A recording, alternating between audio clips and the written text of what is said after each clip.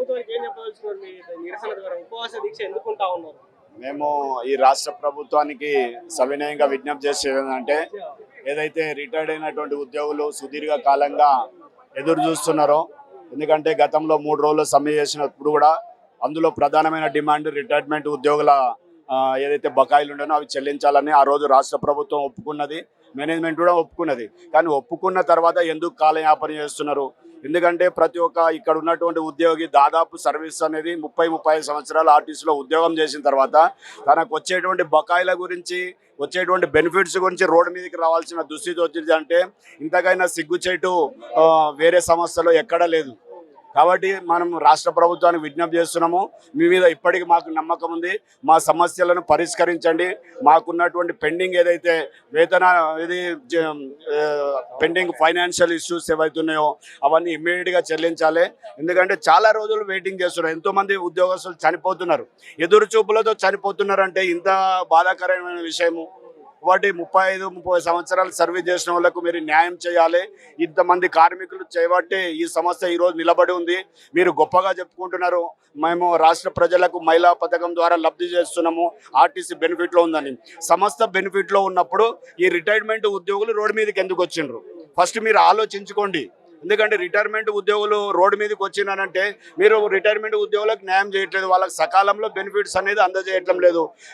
ఏది గ్రాడ్యుయేటీ తీసుకోవడానికి 6 నెలలు కావాల్సి వస్తుంది, లాస్ట్ మంత్ శాలరీ తీసుకోవడానికి సంవత్సరం పడుతుంది. ఈ రోజుకి ఈ వయసులో కూడా మీరు రోడ్డు పైకి రావడానికి గల కారణం అంటే ఇంతమంది మీరు రోడ్డు పై రావడానికి ఎట్లా చూస్తారు? అంటే ఎట్లా అనిపిస్తుంది? బాధ అనిపిస్తుందా? ఈ ప్రభుత్వాన్ని తెచ్చుకున్నామని మీరే చెప్తారు, మీరే ప్రభుత్వం కోసం పోరాడారు. మేము ఏదో ప్రభుత్వానికి వ్యతిరేకంగా ఉద్యమం చేయట్లేదు. ఒక బాధతో, ఒక ఆకలి చావులు అయితే చస్తున్నారో రిటైర్మెంట్ అయిన ఉద్యోగులు కొందరు చాలా మంది. ఎందుకంటే రిటైర్డ్ అయిన తర్వాత శాలరీ ఉండదు, అంతంత మాత్రంగా పెన్షన్ అనేది ఉంటుంది. కానీ వాళ్ళకు వచ్చే బెనిఫిట్స్ పెండింగ్ అవుతే వాళ్ళ పిల్లలు పెళ్లిళ్ళు చేసుకోలేక, రిటైర్మెంట్ అయిన తర్వాత వచ్చిన డబ్బులతో ఒక ఇల్లు కట్టుకోలేక ఆవేదనతో చాలా మంది మృతి చెందుతున్నారు. కాబట్టి మేము ఆవేదనతో రోడ్డు పైనకి వచ్చినాం. కాబట్టి మా సమస్యలను వెంటనే పరిష్కరించాలి. రాష్ట్ర ప్రభుత్వానికి మేము సవినయంగా విజ్ఞప్తి చేస్తున్నాం. రేవంత్ రెడ్డి గారికి మేము మీకు వ్యతిరేకం కాదు, ఉద్యోగులము. ఎన్ని కోట్లు ఉంటాయి సార్? అంటే మీ అందరి సమస్య తీరాలంటే ఎన్ని కోట్లు కావాలి? దాదాపు ఇప్పుడు రిటైర్మెంట్ అయిన 2017 పే స్కేల్ కానుంచి రిటైర్ వాళ్ళకి పెండింగ్ ఉన్నది. కాబట్టి ఫైనాన్షియల్ బర్డెన్ ఉండొచ్చు, కానీ 2017 నుంచి మీరు పెండింగ్ పెడుతున్నారంటే 2021 పే స్కేల్ కూడా మన చేసి ప్రకటించారు. మళ్ళీ ఆ పే స్కేల్ ఏదైతే బకాయిలు ఉంటాయో అవి 2 కలిపి ఇవ్వాల్సి వస్తుంది. సరే, ఏదైనా సరే వీళ్ళకి రావాలి, న్యాయపరంగా రావాల్సిన హక్కులు అనేటివి మీరు ఇవ్వాలి. కాబట్టి బెనిఫిట్స్ మేము ఖచ్చితంగా గవర్నమెంట్ని అడుగుతున్నాం, మేనేజ్మెంట్కు మరీ విజ్ఞప్తి చేస్తున్నాము. ఇక్కడ మేనేజ్మెంట్లో కూడా కొందరు రిటైర్మెంట్ ఉద్యోగుల పట్ల కొంత గవర్నమెంట్ కూడా తప్పుడు సమాచారం ఇస్తున్నారు. ముఖ్యంగా ఫైనాన్స్ అడ్వైజర్ అయితే ఉన్నారో ఆమె మాత్రం అన్ఫిట్ ఆ ఉద్యోగానికి. ఎందుకంటే వాళ్ళు ఏదో ఏసీలలో కూర్చొని ఇండ్లకు పోతున్నారు తప్ప వచ్చినటువంటి రిటైర్మెంట్ అయిన ఉద్యోగుల సమస్యలు ఏంటి, ఎంతవరకు పరిష్కరించగలం, ఒక సామరస్యపూర్వకంగా సమస్యను పరిష్కరించడానికి వాళ్ళు ముందుకు రావట్లేదు. సో ఎన్ని కోట్లు ఉంటాయని నేను అడుగుతా ఉన్నా సార్. మీ అందరి సమస్య తీరాలంటే ఎన్ని కోట్లు కావాలి రాష్ట్ర ప్రభుత్వానికి? ఎల్లుగోదంటే సీనియారిటీ ప్రకారంగా ఉంటుంది అది. ఎందుకంటే 2017 నుంచి రిటైర్మెంట్ అయిన వరకు దాదాపు 1000-2000 కోట్లు ఉండదు. దాదాపు అంటే 500 కోట్లు రిలీజ్ చేస్తే చాలా మటుకు 99% అందరికీ న్యాయం జరుగుతుంది. ఎందుకంటే 2000 కోట్లు అనేది మన పేరు యూజన్ చేసిండ్రు 11%. 8000 కోట్లు భారం పడింది ఆర్టీసీ మీద. నెలకు 30 కోట్లు అదనంగా పడ్డది. అంతకొద్ది ఎక్కువ పడలే కదా. మళ్ళీ ఇన్ని వేల మంది రిటైర్డ్ అయిన కార్మికుల బెనిఫిట్స్. ఎందుకంటే 2017 పే స్కేల్ సంబంధించి 16% ఐఆర్ తీసుకొని 5% ద్వారానే పే ఫిక్సేషన్ అయ్యింది. ఆ 5% వేరియేషన్ అనేది ఏరియర్స్ రూపంలో ఇవ్వాల్సి వస్తుంది.